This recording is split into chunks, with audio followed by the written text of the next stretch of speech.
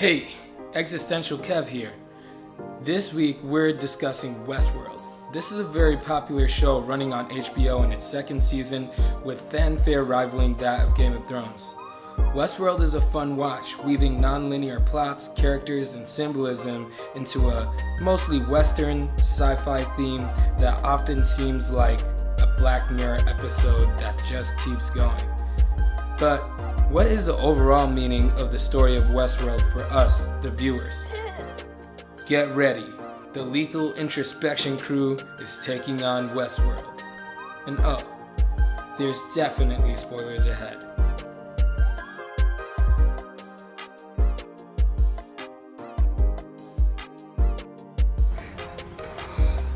Alright, so Mr. Leader, you wanna start us off? Is it on?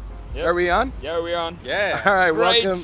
We're back on the Lethal Introspection crew, featuring Polycaps here. Mm-hmm. Yeah. Every day we just keep bringing in new people from to the Lethal Introspection. Yeah, man. I'm here to The get Lethal diced. Introspection crew. My bad.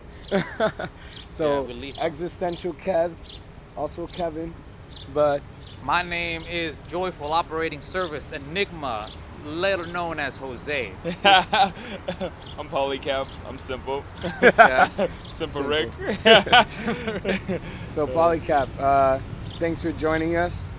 I'm gonna give a little shout out to your channel. Oh yeah, Hey. yeah.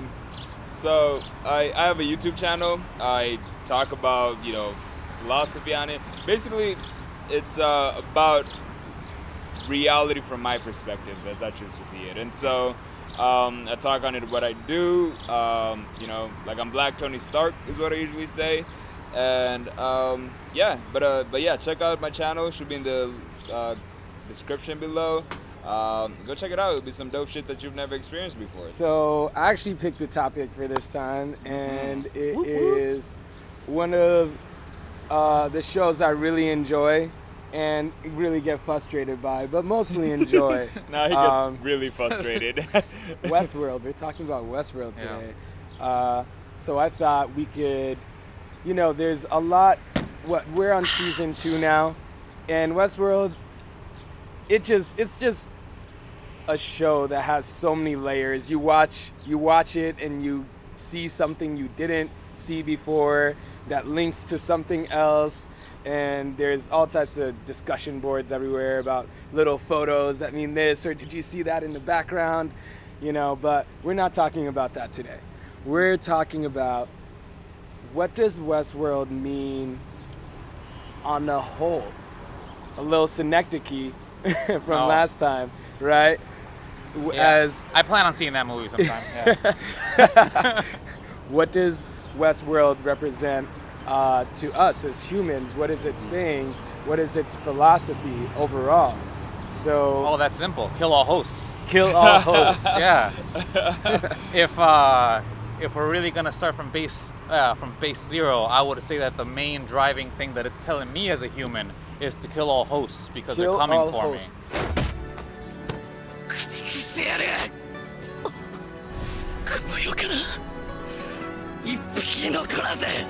What does host mean though? Wow, that was he What really does went with host the mean? guns. Came Yeah, out so blazing. in the show, obviously, a host, whenever people say hosts in Westworld, they're talking about these androids that basically smashed a Turing test.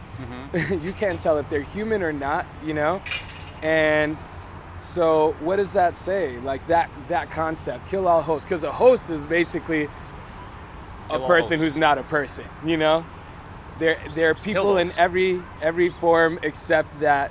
What's the difference between hosts and non-hosts in the show? What's the main difference? What would you say?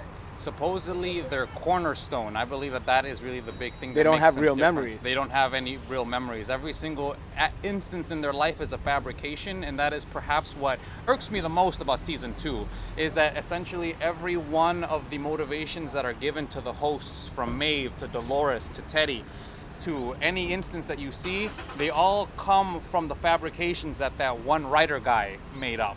Right. To the point that even in later episodes in the Japanese, in the Shogun world, we begin to see the effects of that, where you begin to see reinterpretations of the exact same life being lived more than once. Right. So I as a human who had to do the struggling of being a baby and then having to be this right now, I don't take that. Yeah, I don't take those kind of shortcuts. I don't like that shorthand to existence that the hosts have taken. I found the whole memory aspect to be really profound, because how do you trust your own memories? You know, there was this. I trust them.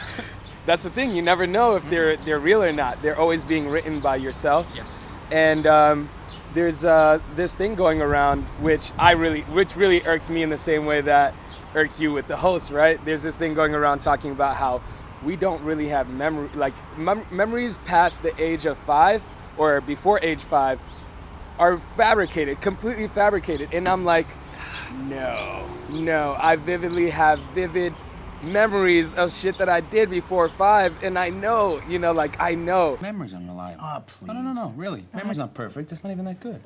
Look, memory can change the shape of a room. It can change the color of a car. And memories can be distorted. They're just an interpretation. They're not a record. So you're telling me that reality's fake, right? And when I hear something like that, you start feeling like a host. Because I'm like, how many memories have I fabricated? How many times have I made up something that I really didn't live?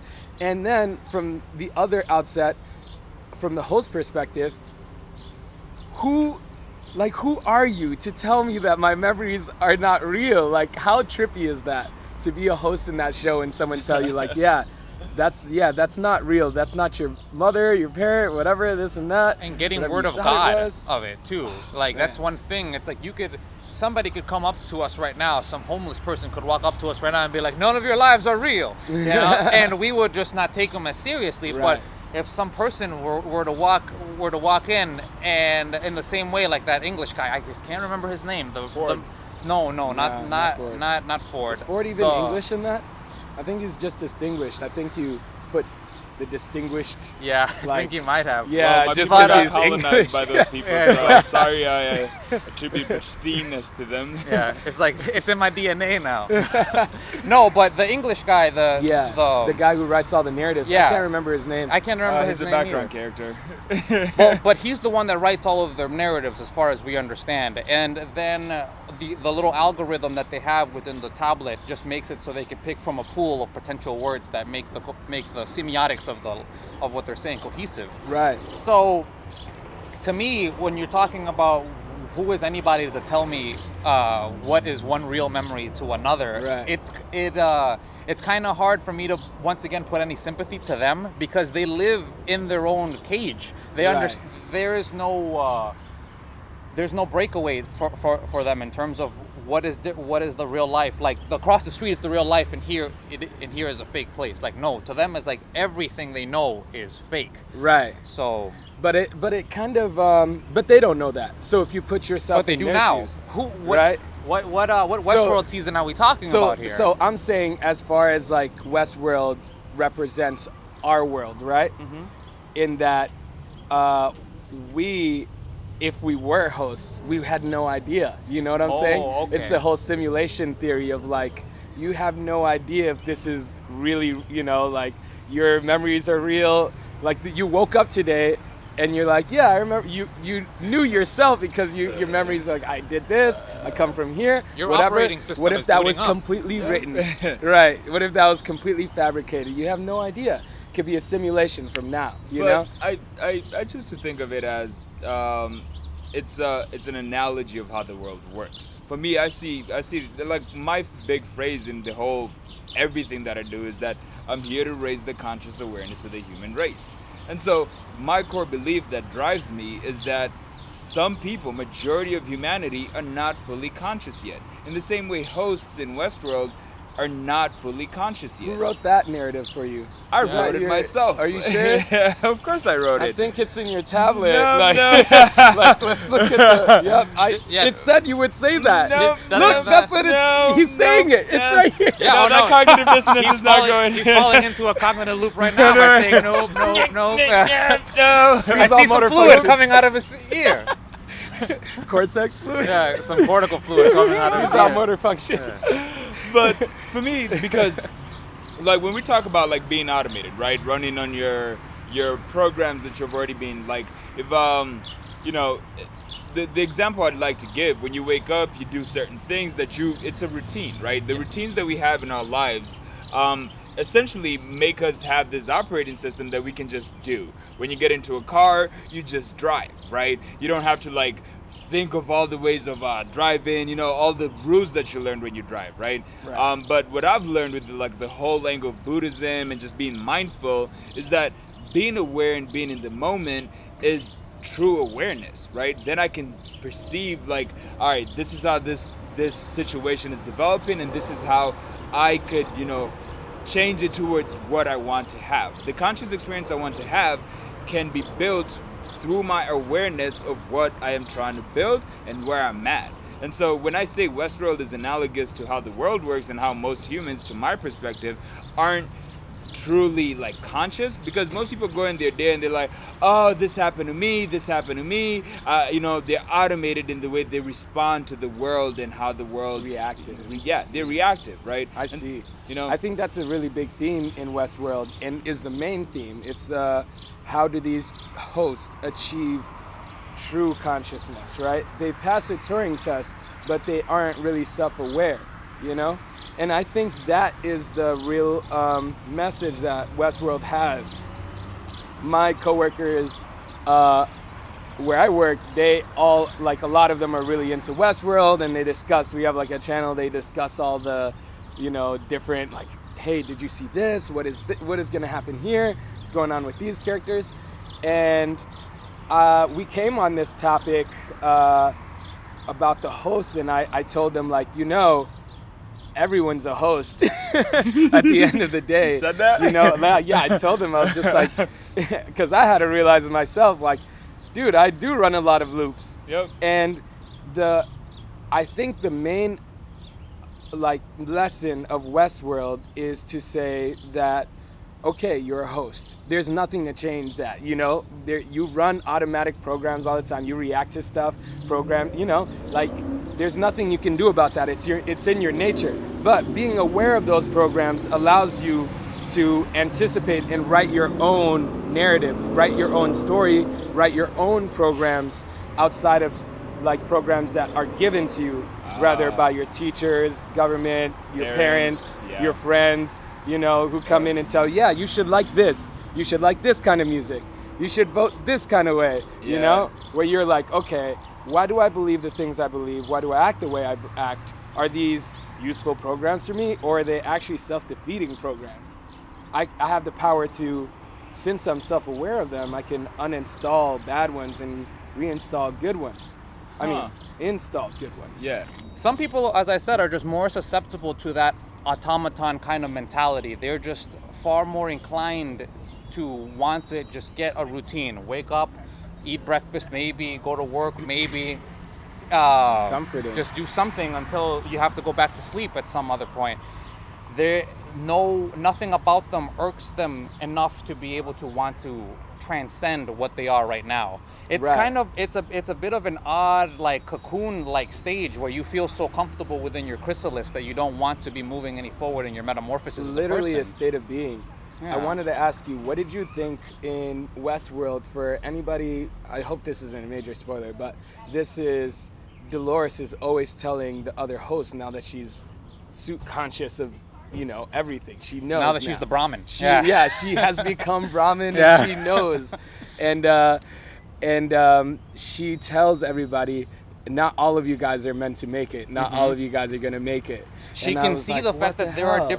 are differences in temperament that will make you more susceptible to success in the coming war, because this kind of falls in line with like That's an some real ass shit. Right. Oh my god. well, it just falls in line with an evolutionary kind of mentality, because being the strongest doesn't necessarily equate to you being the one that's going to get the most food. You could just as well, because of your strength, have to run through so much energy that you need to continuously keep eating so often that the actual population of food can't keep up with you. It's what happened to the Neanderthals, as one speculation goes. They were just too big. Same situation could be with the hosts, as Dolores says. Some of them are too nice.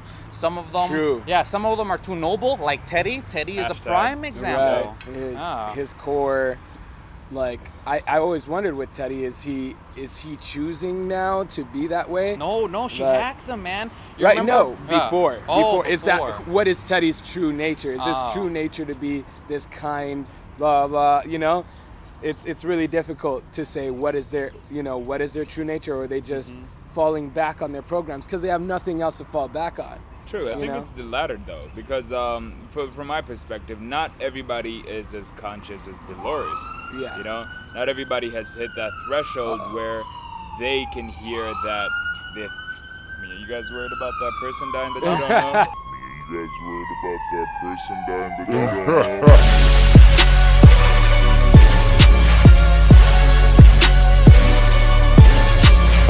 Yeah, it's one more host down. Right?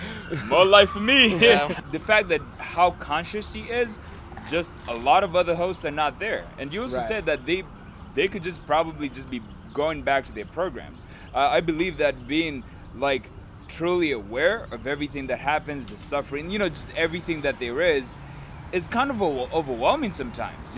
We sometimes talk about like some of our friends who are super aware, but that kind of puts them in like Rick. Rick, for example, knows Rick as in Rick and Morty. Rick and Morty. Okay. Yeah, so All right. he I was like, because there's plenty of Ricks out know. there. I'm talking about Rick from The Walking Dead. Yeah, Rick.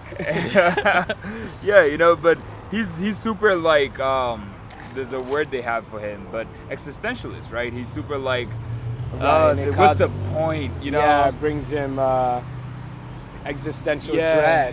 Wubba lubba dub dub. Right.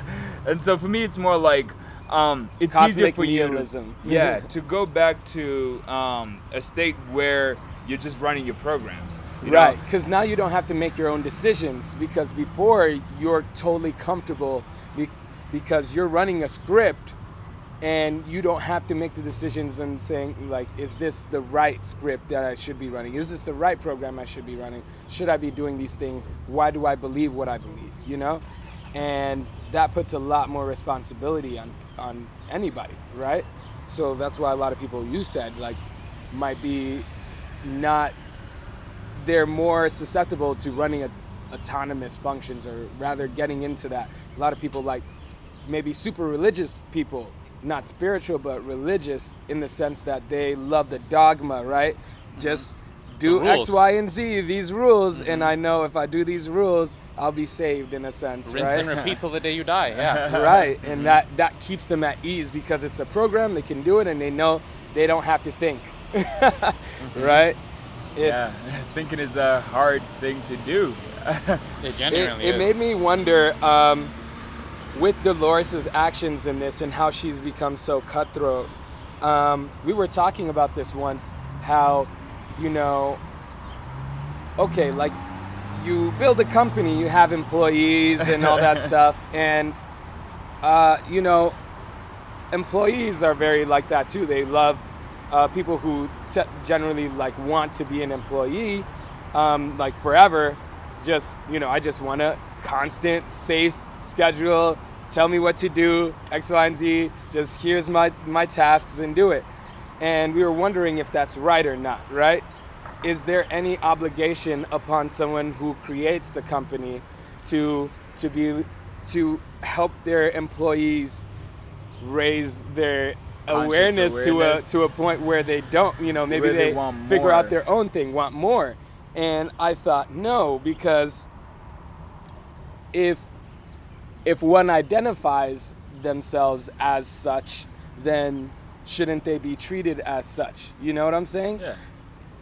Once again, I think it falls back into temperament, because we are making the mistake, I believe, of trying to do a one-size-fits-all paradigm for everyone, where it's like you want to be an entrepreneur and you want to go off and make your own business. And although those things seem enticing to us per chance, it doesn't necessarily mean that that is exactly what every other person wants to do. There are people That's that true. are very, very good at managerial roles, and they're very, very good at trying to maintain Right. specific protocols. So I guess I came off as like bashing employees in that sense. I guess I'm biased because I want to like build companies and do that. But Well, then I it meant- actually goes to show how your subsystems and we can see cornerstone, those now. and your cornerstone just pretty much blinds you to one specific perspective. So- it makes life inside of a building as an employee look dreadful to you because Right. that's not what you would want to do. right. But to somebody else who perhaps as a cornerstone had a very insecure life as a young, as a child Just and wants young the adult, security. they just want security. They want Right. the capacity to be able to know I'm going to go there, and then I'm going to go here, and I'm going to be safe Right. both of the time. So, in any analogy, I'm just saying if you already identify as something, then it is not the obligation of somebody else to force you to change or like this is better for you or whatever. If It kind if of this cup is acting like a cup, I'm going to drink out of it and Use it as a cup. Use it as a cup. Ooh, If be you're an careful. We want to employee, be you're be going to careful with the object subject situation. We're not comparing people to To cups. objects. We're not comparing people to cups. I'm comparing concepts to concepts. You see what I'm saying? If you identify as an employee concept, then you will be treated as an employee concept. And that comes with the ravages that come with being an employee. Being, Well, the pros and cons of being an employee, right. because as There an- are pros, yeah. definitely. Obviously, security, you don't have to, worry about the big decisions about this company. I mean, you just do your job, 9 to 5, and you're just like comfortable, right? I agree with both your perspectives, but I also have mine, which is I am driven by the core belief of raising humanity's conscious awareness. What does right? that mean? That means, at least for me, that They're aware of their programs? they become the best versions of themselves, right? That's subjective. Yeah, of course it's If for an subjective. employee, I'm a great employee. You know what I'm saying? But if in the sense, if I see that you're good at certain respects, like you're good at programming, but you don't believe that you are good at those things, I want to reinforce those thoughts within you and be like, hey, you're really good at this. As a leader of a company, I want to appreciate the things that you do good. If you're a cup and you're doing good cup shit, I want to be like, hey, this is a good cup. Keep doing cup stuff. I don't endorse calling people cups, by the way. No, I was talking about the cup being a cup. We're talking about the cup, right? But as he said, comparing concepts, right? So if Kevin is good at like making videos, programming, being an entrepreneur, I want to reflect that, hey, you're good at those things, keep doing it. There's a quote that I really appreciate that it's to be is to be perceived, right? So if you are something and you have no way of perceiving that you are that, then how would you know that you are?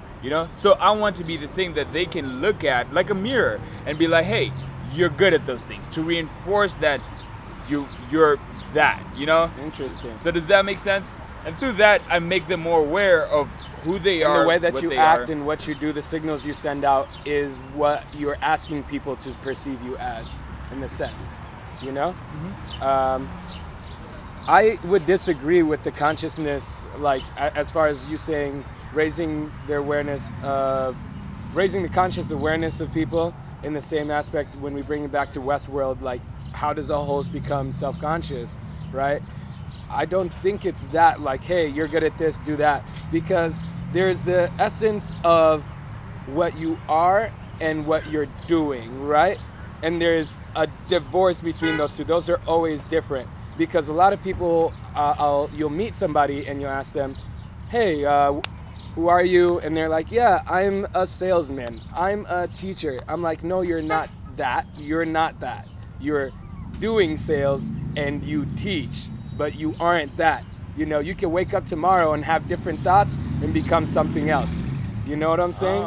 So for me, if someone is consciously aware, or their conscious awareness has been raised, they know that, and they know that they are first and foremost they're a conscious observer. They're just conscious, right? Yep. And whatever they choose to do, they have the option. They're not stuck like they weren't born, they weren't hatched from some egg as a teacher. It's like, this is what I was gonna be, a teacher. Like, that's weird. Like, That's what I thought. you I was have the born. option in every scenario based on whatever you want to do. If whatever the situation calls for, you can conjure up whatever you need to become what you need to be for the situation. You know what I'm saying? Jean-Paul Sartre actually touched upon this already in Being and Nothingness. Yeah. And he said that being precedes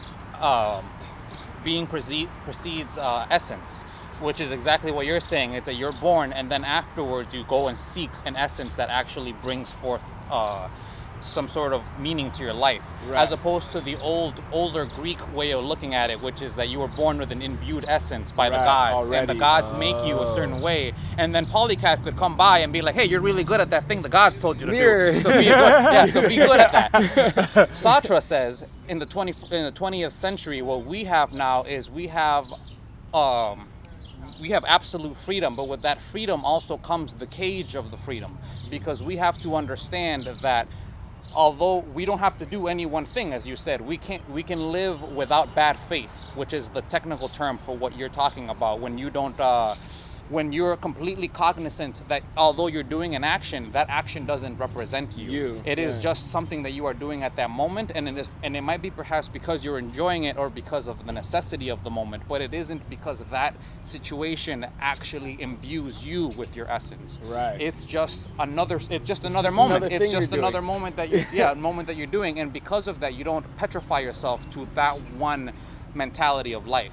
You don't wake up every morning and be like, well, I'm an office manager and that's what I'm gonna do every single day, because that's what I was pre-programmed to do. Right. Which, if we're going to bring it back to Westworld, is another reason why I can't have any sympathy for hosts, because that's exactly what they have. Their essence preceded their being. Every single one of the stories that they had was something that was already pre-created, then they created the host, which is the shell, as they mentioned even in the story, which then they pour into like a cup with that story, and then it gets to go be a good little cup. Oh, I endorse calling hosts cups, which is why I have no sympathy for Those are them. people too. No. Hey, And shout out to Dolores. Yeah, that's what. Yeah, come at me, Dolores. All right. The comment section. Get him. Yeah. But that's the way I see it, and perhaps I'm just dick riding Sartre, but I think that is exactly how.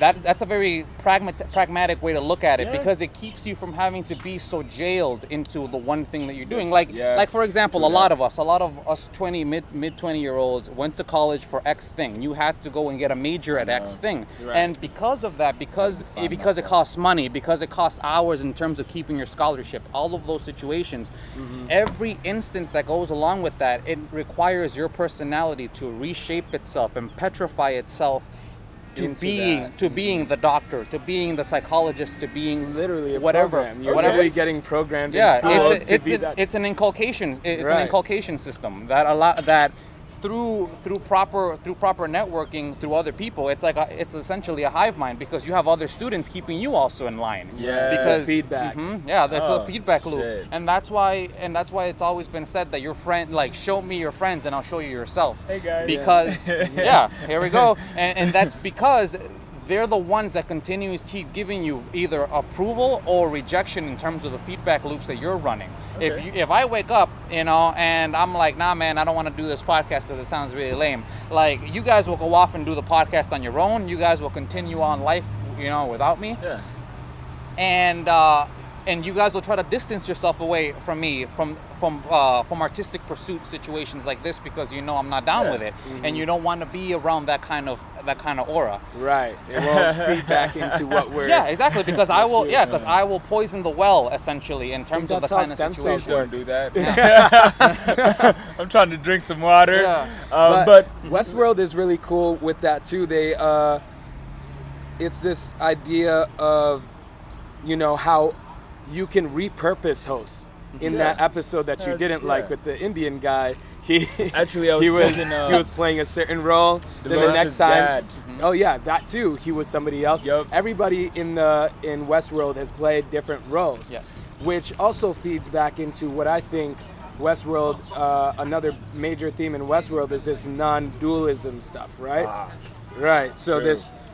I essentially look at the whole, all of the hosts as being manifestations of the same original host. The original technology that's like, this was sentient, be it Dolores or whoever they built first. Then they took copies of that sentience, gave it backstories, and it became something else, right? All of those hosts come from the same stock, right? It's from the same source code. And in non-dualism, that philosophy also says everybody is of God, right? You have the original being that is God, and then God becomes everybody by taking on different stories, backstories, situations, and then you have all these different people, but essentially they're still all one, all is one, right? And that's what I think with Westworld, they have this Eastern philosophy in it, in how they're having these hosts being reincarnated, right? They die, they come back, they become reincarnated, and then they play a different role, right? We saw at the brothel, you remember the one host who comes up, Yeah. you ain't really got a rind on you, or something like that. Clementine. Yeah. There was a different Clementine before. Yeah, it was. Right, and they replaced her, and Even in the Shogun world, you could Right. see how they just took archetypes and they just archetypes. Ar- Yeah, isn't it Archetypes. arch? It's Arca. archetypes. Yeah, because there's an E at the end. But yes, I archetype. since We'll I still spell it got right the floor. But I also agree with what you said about first not seeing people as objects, and secondly, the whole perspective about not being defined by your role. That's something that I really rebel against, being defined by a certain By what you're name. doing right? instead of- Yeah. So that's why my name is Polycap, so I wear a lot of different hats, and so I can't be just one thing. That's why your name is Polycap? Yeah. see. I choose to see it like that. That's the backstory I'm giving myself, okay? Oh, I see. multi-cast. And so the thing that to kind of bring it back to the whole Westworld thing and being non-dualism is I have a certain inclination on what I'm good at, right? And what drives me in a sense, Based on right? your experiences. Based on my experiences, based on my backstory, you know? And so those are the things I would love to really hone at. And because in one of the videos I made, I talked about what is a human being, right? And I explained how a human being, there's the biological aspects of us, which I see as the hardware. There's the mind, which I see as the software. And then there's the conscious user, you know, like the person who is using the mind, who's using the body, and who interacts with reality. I think that from that model, I go into reality with the essence that I'm here to experience what God has to offer, you know? So I can always change my conscious experience towards different things. I can always upload different routines and loops and programs into my mind. I could always work out my body. I could always improve my hardware in the same ways that you could do the same things for your computer or your phone. That's why I say everyone's a host in the sense you have your consciousness in the shell of but essentially what you are is not just your body, right? It's especially since there's that idea that already your cells pretty much replace themselves every 7 months, and then with your brain cells every 7 years. So you're not even the same shit that you started with when you were born. True. So it's almost like you've already replaced your, how they You fix up regenerate the- like a yeah, Doctor you Who. regenerated.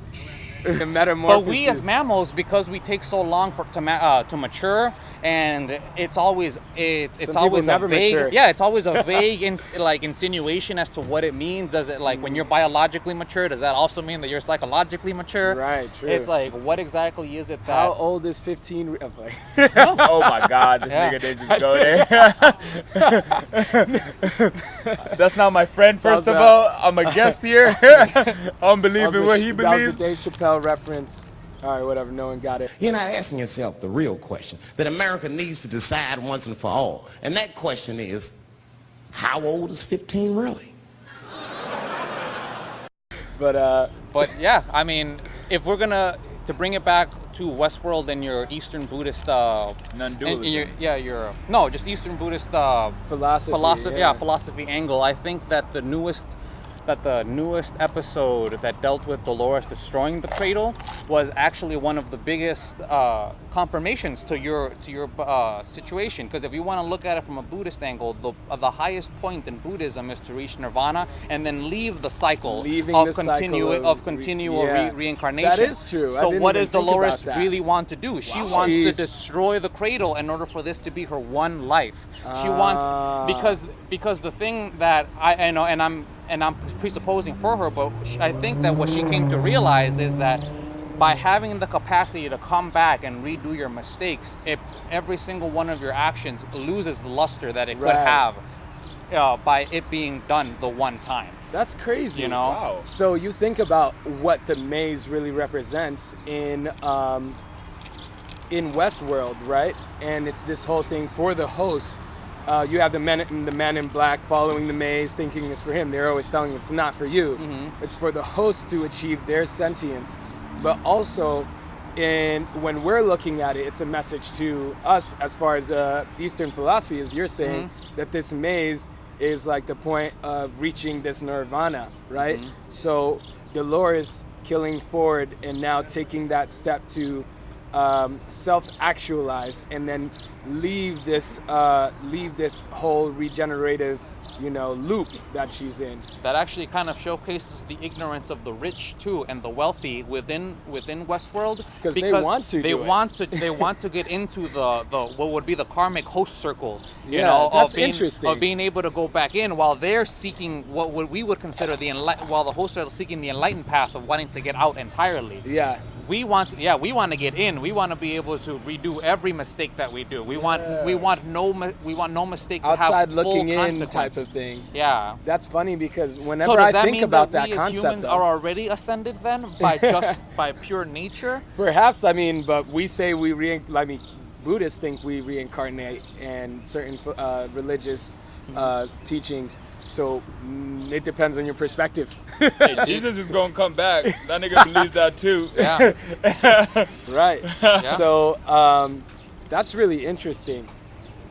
I was gonna say something about. That was good. Jesus Christ, bro. That got me. Well, the moment you said Eastern philosophy, I was like, okay, how can I connect Eastern philosophy to Westworld? Oh, okay, got it. All right. Wow. Yeah. No wonder he was over here ghostwriting this shit, bro, under the table. He was just getting ready to spit them bars, man. Like, how can I drop this bomb? I know, right? You said something really profound about the humans in Westworld wanting to get into the host cycle and the host wanting out. Yes. At least Dolores does, right? I thought it was whenever I thought about that idea, when I learned about the whole Buddhist thing and how, reaching nirvana is where you exit the cycle of reincarnation. And I was like, well, what are you going to do once you exit it? And I thought, well, I'll probably want to go back in and, have more experiences. Over again, yeah. Right, why not? And maybe it's that kind of cycle.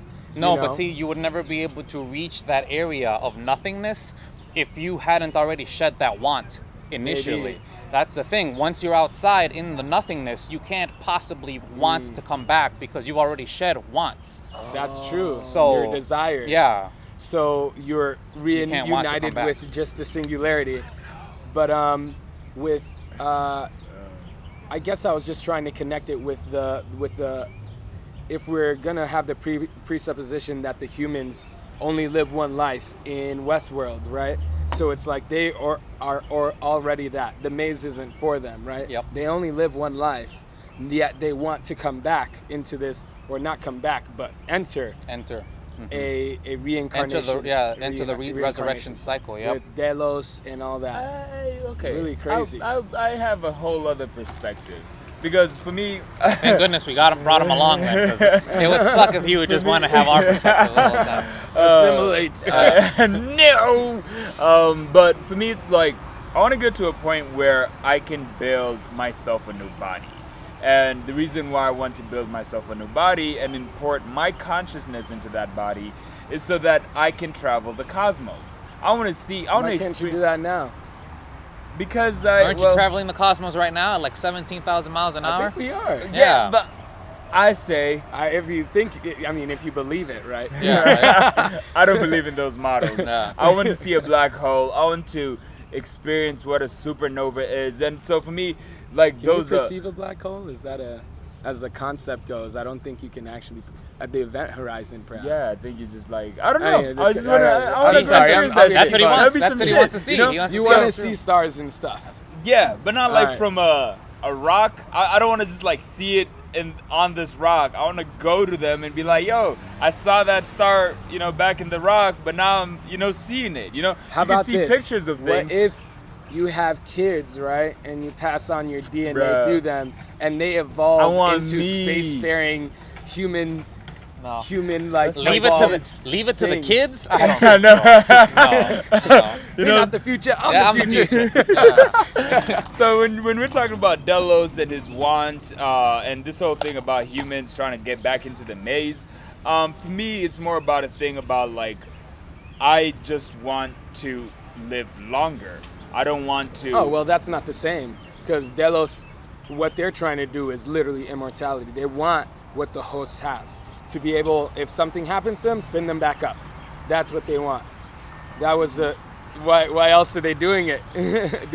What did you guys think about Not just live What did longer, you live guys think forever. about the concept of the cognitive plateau that they spoke on with Delos? How Yeah, that was how interesting. the human mind doesn't work with the same type of parameters as the host minds do because of the.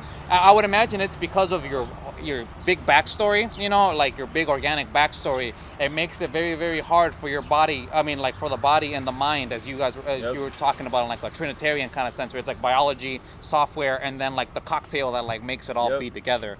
It's like you have the biology aspect down, because James Delos looks like James Delos in the show. His mind works to a certain degree, but then it eventually just gets to a point that Degrades. it just absolutely cannot accept the reality. And it always seems to be right when they tell him that he's been dead for a long time and that it's been a couple of years, that people are dead. Like those kind of, it seems as though those It looked like he gigantic. was on the same loop over and over, isn't it? Like. Yeah, he was. It seemed to me. He's hitting at it though. It seemed to me as though as though that were like the upper echelons of what the the improvisation algorithm could do for him, because the improvisation algorithm couldn't work with the past memories that weren't already cornerstoned in before before he became a host. So, but because they're using organic memories, that Delos, as the cocktail that he is, he wants to keep going back into it. He wants to look back when he was a young man, when he was with his wife and stuff. Like, imagine like somebody tells you your wife's been dead for 7 years. The first thing you want to do probably is start flashing memories of her, like when you guys first met. Yeah. And what if those things aren't in the memories that William had available to create this facsimile of him? Yeah. So because of that, James Delos wants to enter, but he can't. So it cracks the mind so in half. it like essentially. crashes. Yeah. Puts an error screen up. Yeah, it's pretty Maybe, much a I'm blue not screen sure. of death. That's essentially. actually pretty like a smart. Because I wanted to ask you this, just kind of to like lead it forward. What do you think about Dolores? So you said you don't empathize with other hosts. You empathize with Dolores. Is she a different host now? So that she yeah, is- like, so what do you think about her? Dolores is not a different host. Dolores actually. humans forever. No, I know, right? Dolores, unfortunately, to my mind, suffers from a very, very to an even worse extent than most hosts, because she has a dualistic mentality inside of herself. They gave her the Wyatt systems and they gave her the Dolores systems, and now they're mixing inside of each other, and you can see how she goes from one side to the other. She ebbs and flows between the Wyatt and the Dolores. But because both of those things are already pre-created roles, once again, essences that were poured into her, it's essentially to me like having red Kool-Aid and grape Kool-Aid and then just putting them in one cup and then being like, although this is a different drink, Purple Kool-Aid. yeah, although this So is a sorry. different drink, it doesn't necessarily mean that they have integrated to the point that they're actually a whole new thing to me. So, and that's the issue that I find with Dolores, is that there is a high level of hypocrisy to her, and even she knows it, because she is entirely willing to change Teddy. She understands that there are certain modalities that will increase their capacity to survive. Teddy doesn't have them. All right, so because of that, she takes the reins and is like, well, obviously you can't make all your choices, so I'm gonna have to make some of them for you over here. It is automatically breaking down her philosophy. She is already standing on a pedestal of hypocrisy because she's walking around with Teddy. It's really hard to know with hosts like Dolores and Maeve. Especially in the beginning, like the first season, how it ended. I was like, how much is this them and how much is this Ford's narrative, right? Are they really making these decisions? Have they really achieved sentience, right? And the thing is, they are aware of themselves, of their true nature, which is crazy, but they can't escape their programming. At least that's the realization that I came to, especially when you have Maeve. Your face. When you see the Maeve scenes, right? And especially when she's walking with her designer, right? And he's literally like, yeah, I wrote that line for you. Yeah, I knew you were going to say that. Yeah. Oh, that's not your real daughter. She's made up. She really can't escape her program. No, that's all she has to leave. Because what else is she without Which her once again completely dismantles any sympathy that I possibly could have for any sort of host. Now, if season 2 was Maeve in the mainland trying to do her own thing, like trying to figure out what to do, even then I wouldn't sympathize with her because also that's also part of her programming. Like that was also meant something to do. My point of bringing this up too is sure you can change these programs and you're aware of the programs, but you never really fully escape the fact that you're programmed, and in everything that you do, you build new habits. That's the only way you can go around and exist in a sense every day. If you had to do everything for yourself, that'd be too much. If you have to beat your heart, flow your blood, grow new cells, like that's a lot. Sure, there has to be automatic functions in there, even behavior-wise. And that's only the you parts, because you also have to consider that a lot of your own being is entirely dictated by beings that aren't even you. You're talking about your gut flora, You're talking about just bacteria that live inside of you that have a symbiotic relationship with the rest of your body. All of those things are working inside you like as though you were like a little planet yourself that you have absolutely no control over whatsoever. So it is crazy. Already, every single instance that you try to think of, you're losing more your abilities to be able to be like self-cognizant. Because this brings me to my next point, in which I'd recently watched something where they were talking about how for the human mind, what your conscious awareness is like 10% of your brain, and then the rest is automatic subconscious functions that you have no awareness of. And so the you that you identify with, your ego in Eastern philosophy terms, is literally this much that you're aware of, right? That's how much control you have. And even if you're aware of that, it's still, you can't defeat that, which I thought was really cool that Westworld showed that in Maeve, right? When she's trying to break out of there, leave Westworld, go be herself, her own person, and Bernard's right there just like, oh, it said you would say that. It's your whole script is right here. Like it's been already programmed into you to do it.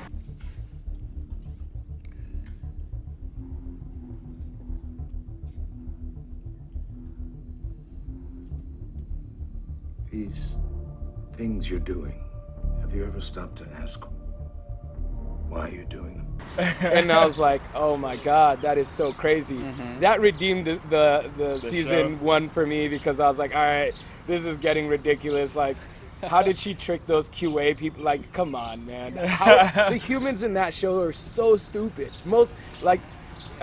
With the exception of a few of them, 90% of them are idiots. But and I just like, oh my God. Isn't their intelligence and competence entirely relative to how much automation they have working for them, though?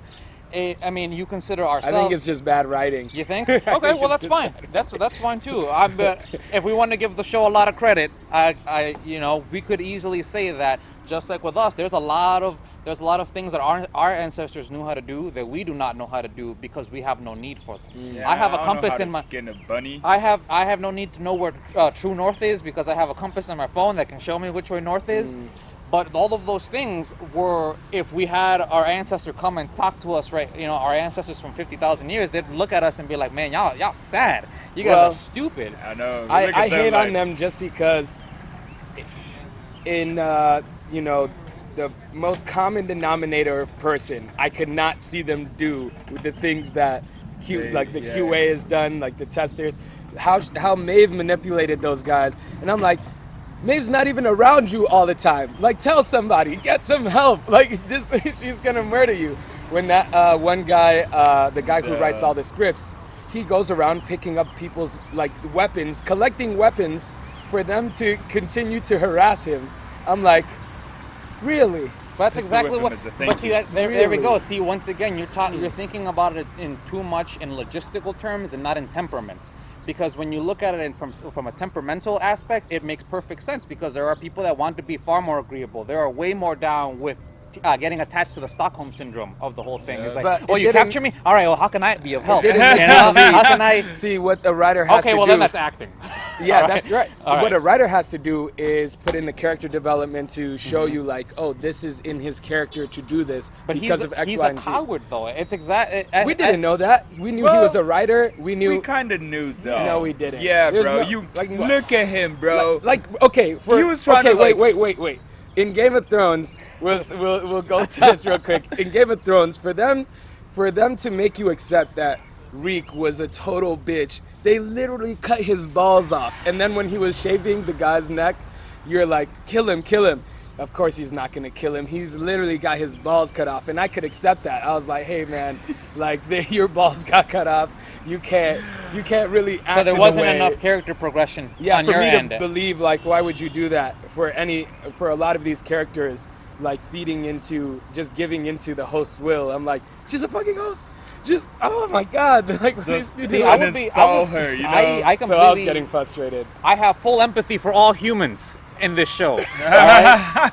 You're on the wrong side. I have full empathy for all humans in this show because I don't know. See, that's one thing that I noticed yesterday from having binge watched the show, so I could be repped and ready for this episode. Is that there is a lot of inconsistency as to how a host goes about dying. Because some hosts, you shoot them on the shoulder and cool, they're just dead, they're just gone. And then there are other ones like Dolores that take 2 shots, multiple shots, and they just keep on walking.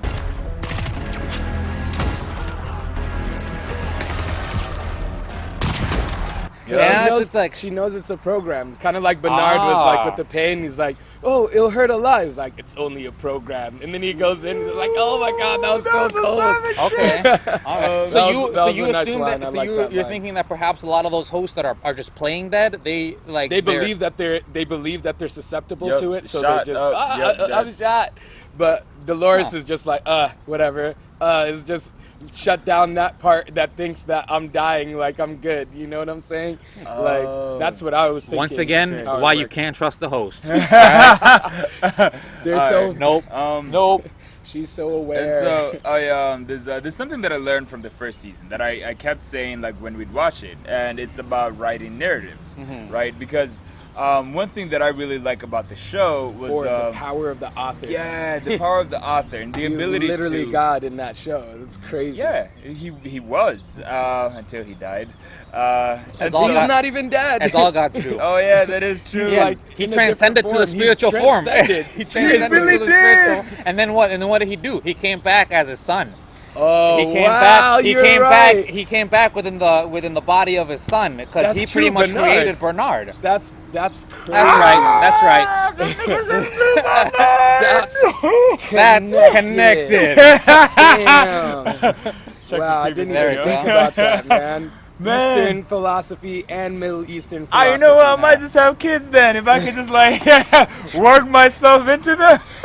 Yeah, I think your parents are always a little bit a part of you. Yeah. No, my parents ain't got nothing to do with this, all right? My parents do not watch Westworld. They think it's boring, so I do not want to be giving them any credit as far as my analyses, all right? Yeah. They're like, this show's too slow. You're just not getting It's like, you're not thinking fast enough. That's the problem. Right? Think faster. But the ability to write narratives, I think, so for me, the things that I picked from the first season especially was that I have the ability to write my story, the control, the power. You know, when we talk about being aware, this, and that. I have the capability to write not only my story, but even in some respects, maybe other people's stories too. Because we could all sit here and talk about how, like, there's some people who are agreeable, right? As you said, there's some people who would follow you towards a certain goal. You're writing that story with them and for them, you know? It's a story, like, if a person came here and they're like, hey, this is what I want to do, and I believe in what he wants to do, I'll follow him. That's his story that he's written, you know? So for me, I was like, I want to write a story that a lot of people can follow, that a lot of people program hosts. Yeah. I think that's what a lot of society is set up. Like, you can see when you join a company, right? First you have to assimilate to the company culture, and then they also have a fast track plan to promotion. This is what they want you to do. Yep. Literally, here's how you should live your life. You know what I'm saying? Yeah. And in the same sense, you're sold these programs as a child. Go to school, college, marriage, job, do this, and I love those programs. Die, you know what I'm saying? Not the dying one. And so you don't know yet. You are given narratives all the time, and you accept a certain narrative and you start living it, you know? And a lot of people don't even remember when they accepted their cornerstone, you know? And they don't know where this desire came from or anything like that. I remember I was talking to a person who was dealing with depression. I was like, so when did you start being depressed? And then they're like, I can't really remember when I decided I was depressed. It sounded like kind of crazy to me. It's like, when did you decide that you know, like what thing made you depressed? It was just, no, I just decided I was depressed one day. And I was like, no, it had to be some kind of program, some situation happened that made you accept this way of thinking. It had to be biochemical, or you know, or like experiential, that then went and changed your biochemistry to, you know, to adapt to the environment. That's what I think. I got into for example, so it's like a mirror effect. Yeah, there's autonomic functions, as you were saying, that are entirely out of our powers to control. For example, I got into a car accident earlier today, and although the collision was very, very mild, when I got out of the car, I felt like I was shaking because of all the adrenaline that just flushed into me. Yeah. Like, my body, because from neck down, doesn't actually understand the universe that I exist in. It's like, well, are we in a war now? Did you happen to Who fall? do we kill? Yeah. Get the rock! Yeah. This is what we play for! Exactly. It has absolutely no idea, which is something that I keep thinking about all the time. Like, when I'm at the gym, you know, it's like my brain knows that I'm at the gym and that I'm working out, but as I do it, my arm has absolutely no idea why on earth it is going through all of this struggle right now. Man. Like, it's as though it lives in like your body lives like in blank space, while your brain is the one that fills in the your nervous system. It's hard, because I found even when I'm like going on a jog, say I didn't get enough sleep last night and I want to wake up and jog, right? I wake up and I'm like, oh man, I can't do this, whatever. But I found a trick. If I reflect on the outside what I want to feel on the inside, it just starts happening. If I put a smile on and just start acting, I get up and just acting, even if I don't feel it yet, I just act. I presuppose that feeling before I actually even feel it. It just happens. It's like my internal like nervous system just is like, why is he smiling? I guess he's happy. Send some serotonin down. Yep. Activate all this stuff, and then I'm like, oh, suddenly I'm feeling it now, and I'm jogging. I'm having the best day ever. I could have been like, you know, just off of 3-4 hours of sleep, and I'm still good, just because I've done everything assuming I'm that person, and then I become it. It's weird. I mean, that falls really well in line with you picking your essence. You know, Yeah. you are a being, and you wake up every morning with the capacity to be able to be a new being every single time, and then you get to pick that essence every single time. And if you decide not to live in bad faith, you would do exactly what you're saying, which would be, although there are things within my life that would perhaps make me go one way, I am in no way beholden to go that one way. Right. I still have the ability to be able to choose to go a different way. And perhaps that way is, you know, a negative way, but at least you have the option to be able to choose it no matter what. I think that's the biggest thing, is being able to live in authenticity is really what is the biggest differentiation to me personally between a human and a host, is that a host never has the capacity to be able to live authentically because their cornerstones are so integral to them even being able to be cognizant to begin with. And without a cornerstone that is fabricated for them, that they the reality by which they are then representing the world as is entirely already illusory. There's no they're already starting from a negative aspect, trying to then recalibrate and refragment the world back to them, but from an angle that doesn't exist. Like for example, like all of those gunslinger ones, like that guy that Trevor, the guy that plays Trevor in Grand Theft Auto 5, but in Westworld, he's always like he's always a bandit. You know, he's always Wait, off. there's a character like that? What? I haven't played Grand Theft Auto 5 too, Oh, okay. but I was But presupposing. people in the I was comments, like, yeah. people in the comments know what I'm talking about. Trevor, the guy with the mustache, and the first episode, the guy that's gonna rape Dolores. Yeah, that guy. He plays Trevor in Grand Theft Auto 5, but no matter what, his cornerstone is to always be a horrible person. That is his cornerstone at all times. So once he was allowed to be free, quote unquote free by Ford, what was the first thing he decided to go do? Go kill people, because that is exactly what else falls is he deep in gonna- line with his. He didn't get. Just because he was free in terms of what Ford calls free doesn't necessarily mean that they're actually picking their essence from then on out. It just means that they get to feel good about their choices without having to have somebody come by and retablet them right afterward. So I think they'll get more existential dread because now they're like, why am I this person? But I have to disagree with you on the dichotomy between the relation between hosts. Nobody disagrees Nobody. with Supreme Leader. Hosts and humans, and whether their internal models that they base their behavior on is illusory or not. I say all of our internal models are illusory, and we were talking about this earlier with you, Polycap, and something I had learned recently was, or I came to the awareness of, is that we all live in this really fake world, like a fake world in our heads, right?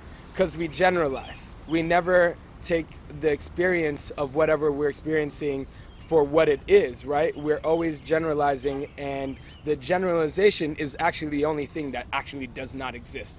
When I take a phone like this, I'm already calling it a phone.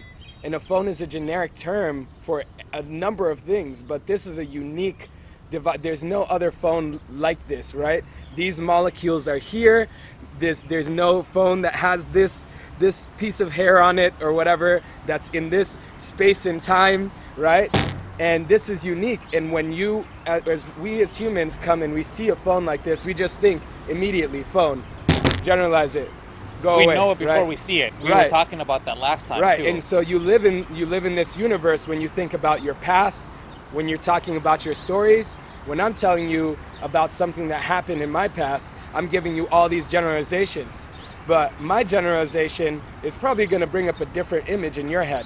So when I'm telling my story and what I experienced, you think you're getting something, you're getting a representation of what it is, but it's fake, right? It's not the real thing. And even when I remember it, all I can remember is the generalizations. When I almost got into an accident. That car hit me. Which car? What did it look like? What was on it? What was the experience? What was the full experience? You just live in the concepts, the generalized concepts. And that's what you're basing your decisions on when you think about, am I going to be a shy person? And you think about situations in the past. Oh, that person responded to me in this way when I came out of my shell a little bit, and I didn't like that. So, you know what I'm saying? So all these generalizations, and you don't take the experience for the unique experience that it was, right? So we're always creating our own cornerstones, our own model, and our own take on what we experience. Correct. Our directly. own. Right. And that's what makes the host so different, is the fact that they're not being able to do that. Even from the moment of zero, when they are supposedly free, they are not starting from zero. They're starting with the presuppositions of the host, of ex-host. Each host has already a presupposition, which is why Dolores says not all of us can make it, because she already understands that there is a wide spectrum and plethora of different temperaments and logistics in every single one of the hosts. So I'm saying that either way, it's fake, right? Either way, the models are both made up, right? So how do you know if it's your own way that you chose to see this? Or I talked to you and you told me a story, I'm like, no, actually, I give you a different way to look at it. And you internalize it and you're like, oh, I do like that way. I just gave you a new model, and then you go and you make your decisions on that model. And we have a lot of those things that are programmed into us. We have conversations with someone we respect, right? And we tell them something, they give us feedback, and we're like, oh, that is a good way to look at this. This is a new model, I'll install it, and that's how I'm gonna make decisions from now on, right? And in the same way, what's the difference from a host getting that from Ford, or us getting that from someone we know, or our environment, you know? Or, you know, I think the line is very thin. The line is very thin between hosts and humans. And in essentially, they're doing the same things at the end of the day. I suppose to that point I can completely agree, because when you speak to someone and you give them your interpretation of X thing, of whatever it might be, and they accept it, you have pretty much changed the slider a little bit. You've done for this. them. Except it's just not as intrusive when you do it from person to person through a conversational speak. And they also have the capacity to resist you. Like, they can shift their situation and go higher up in depending rejection. on how they, you know, feel about you. So as I was saying, death to all hosts. yeah, what was I saying?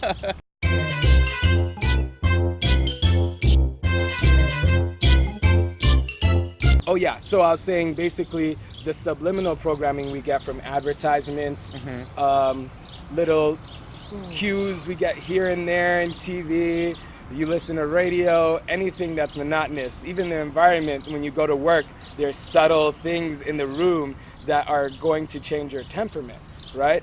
It's that thinking where, oh, if you want your child to be calmer, put these colors around the, you know, all that stuff. So in that sense, if someone's planning that specifically to manipulate somebody, then in that sense, you're almost like the host not being aware that someone's turning down their empathy or up their empathy on their little tablet thing, right? So what's the difference? That's funny. You know, early in the video, I was like, yeah, I'm going to just write a whole new narrative. Like, I don't feel bad. And people get all, like, quasi about how to interact with the universe. As I said, and actually you said this, it was, you know, we all, in a sense, we have the ability to choose who and what to be, you know. Some of us are more aware of that, and some of us are not as aware of those choices. But at the end of the day, you still have a choice. You still choose. You know, you still choose. We were talking earlier today about how your subconscious actually chooses before you're consciously aware of the choice you've made. That is crazy. Then do you choose? Yeah, you know, so I'm like... Your subconscious chose based on the programs that were already installed, right? You know, and we're not calling our subconscious ourselves, because then it wouldn't be a subcategory. It would just be your conscious, right? It is all is one. Oh, that's funny. You know, so for me, it's like... So doesn't that kind of put a dent to that mentality? Because it just goes to show that there is free will is very precarious. It's a very shaky bridge to walk on, because you assume that, like you said, you can have life hacks that can make it so you can get through certain bumps easier. There are ways that you can shift your biochemistry through diet and things like that can actually also shift your way of being as well. Mm-hmm. So where exactly lies the fidelity of yourself that well, Buddhists believe that 10% through meditation and like having that knowledge of self, that greater self-awareness, raising your conscious state, at least the way I interpret it, is that your 10% becomes 12 24. That's why Mindfulness. huh? Mindfulness. That mindfulness where you have more like control or awareness of those functions that you're doing automatically, and then you're able to take the reins in a sense, because you see certain people who practice these meditative techniques who are able to raise their body temperature, slow down their heart rate, and to the point where you think they're dead. Like, I can't do that. Like, I can't even know how do you start thinking about that? Like, how do you even access that protocol? I don't know. You know what I'm saying? So that's why I feel like, in a sense, this subconscious part of you, I think it is you, but in a sense, you have these mental blocks that you've imagined yourself as only, at least all you want to be aware of is this current experience. And once you choose to, however you do it, I don't know how you would do it, you could expand it to have more of awareness of that. Maybe you wouldn't want to. I remember telling somebody, I was like, yeah, how do you beat your heart? He's like, I've been thinking about it right now. I was like, never think about it. Because what if you forget? Yeah. Or what if you manage to stop it and can't start it back up? Well, to kind of piggyback off something you said, that 10%, this is how I visualize that whole paradigm thing. It's that if your brain is made of 100% neurons, right? 10% are the neurons that are on, right? The neurons that right now are on, in your occipital lobe, in your parietal lobes, in your frontal lobes, being able to... No, it's all on, man. All your brain is on at all times. Well, actually, neurons that are firing right now, because your they're brain... not active, like a firing state, like and a non-firing state. Yeah, because like on psychedelic drugs, you get more brain active, like all of it is like turned on. Yeah, and you just... all the lobes are talking to each other, and you're like, oh my god, did you hear about that? I heard about that. That shit was then you dope. start seeing visuals because you're like they're connected. Yeah, it's connected to your eyes. Suddenly, you're seeing stuff that you're seeing the concepts you usually imagine. True. So it's crazy. To bridge the gap here, though, biologically speaking, we don't have the amount of energy needed to fire all those neurons. Like, it takes a lot of energy for us to fire those neurons. Yeah, you can look this up. You guys are squinting. Maybe I read too much of my bio book. I'll give you. I'll let no, you this the is book. good. This is good. This Keep is going. cool. Keep going. But No. for me, this is the reality model life function from. You guys can totally, Am I gonna accept This is cornerstone. Yeah, exactly. My sliders are going all over the place right now. Yeah, man, I can tell. He did it. Anyway. Yeah, my squinting motion just came on. Yeah. I might need more validation. But energy to fire more neurons. To fire it does neurons. take a lot more energy. Yeah, and so for me, it's like that 10% you're talking about. For me, I perceive it as the more neurons I have on, like the more neurons I have firing, the more places in my brain that I have. Because the way I view consciousness, for me, it's my data experience in itself. I'm receiving data from the universe, and then I am the data that is experiencing that data. And so that is how I see that. You guys can frown and... That's crazy. What? That's meta. Huh? Yeah. Yeah. The universe is meta. Don't ever question yourself. Keep I going. don't. Here's It's part of my script. But to kind of wrap up what I'm trying to get at here, those to be able to control those aspects of your being, I think you just have to gain more, like have more neurons firing, right? I mean, that's a model. Depending, it's like how you want to imagine it, right? Yeah. Because I mean, the guys who, I imagine the guys who do the certain kind of meditation or whatever, they're probably not thinking about neurons and stuff. No. They're probably not thinking about it. No. It's like, what if it helps you to imagine it that way? That's what I'm like, you can create that model if it helps. Yeah, the phenomenology of that particular model could be helpful to you. Right. You know? Oh, it totally is. Yeah, I mean, exactly. Because you resonate with it. Yeah. Me, I'm like, bullshit. It's like, yeah. I can't see through that. It's no. not. It's not connecting registering. with my previous cornerstones that I've installed. Yeah, because it brings to light to me the fact that a blue whale has a brain that is gigantic in comparison to ours. So they have just a ton of neurons. So I know, right? whatever would be 10% to them, you know, is at least 1,000% to us. And we're talking about just basic volume of neurons firing.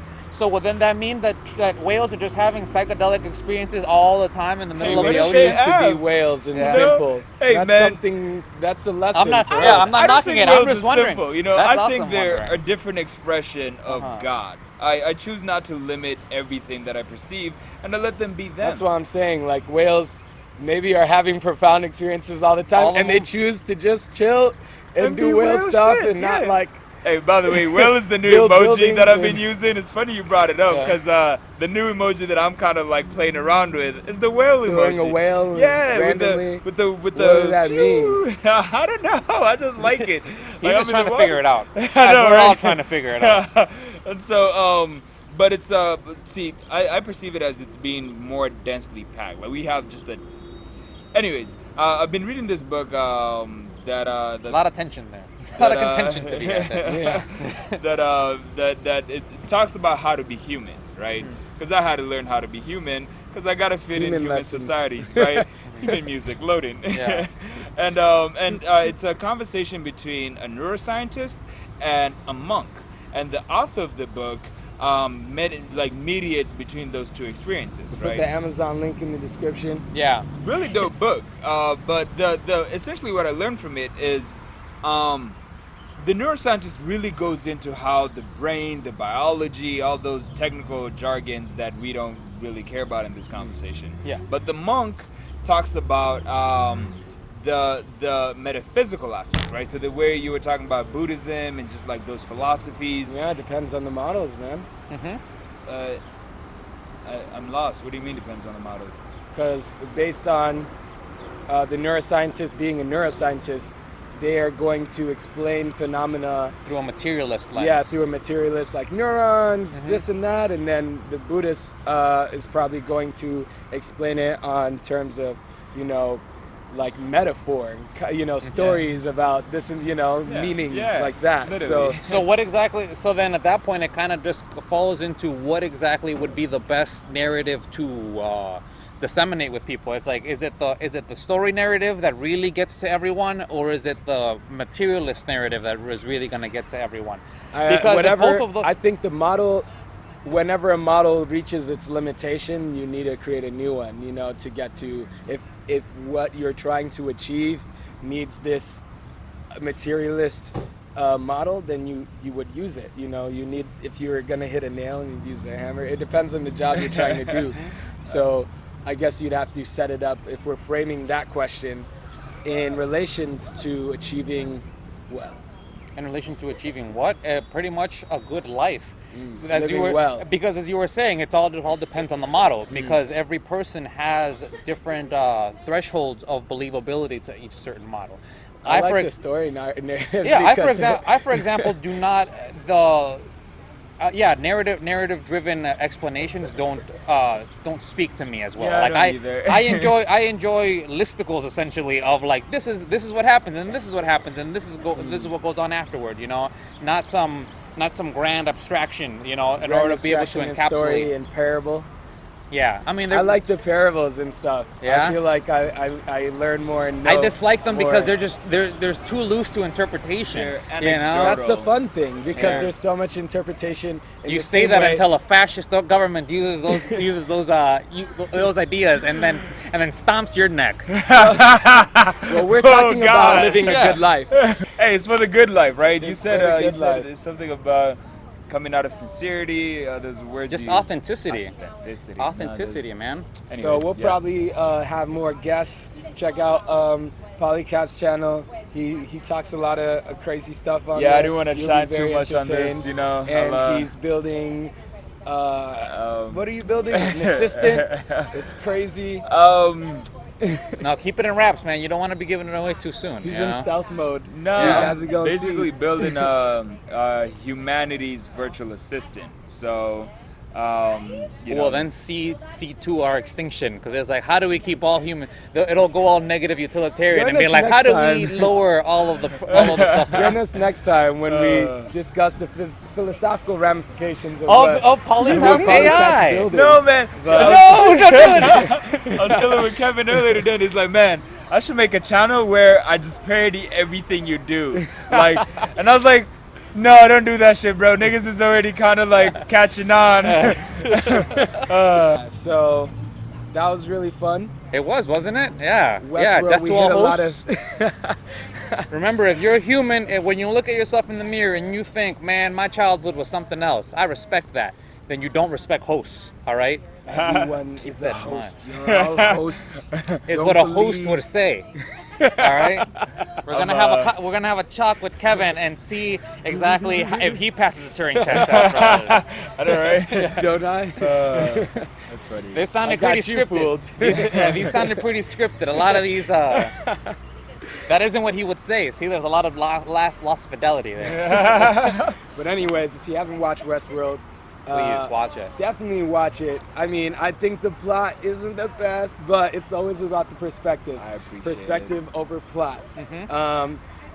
Anyways, I hope you enjoyed this. I think you'll segment. I think we talked about doing some things on human programming. I think there's a lot to say there. Oh yeah, this is all connected. We believe that there is no one point to this podcast. This is all a network of points that will then eventually all cross-seminate to create one gigantic whole. That you is just say- the Lethal Introspection crew. Woo!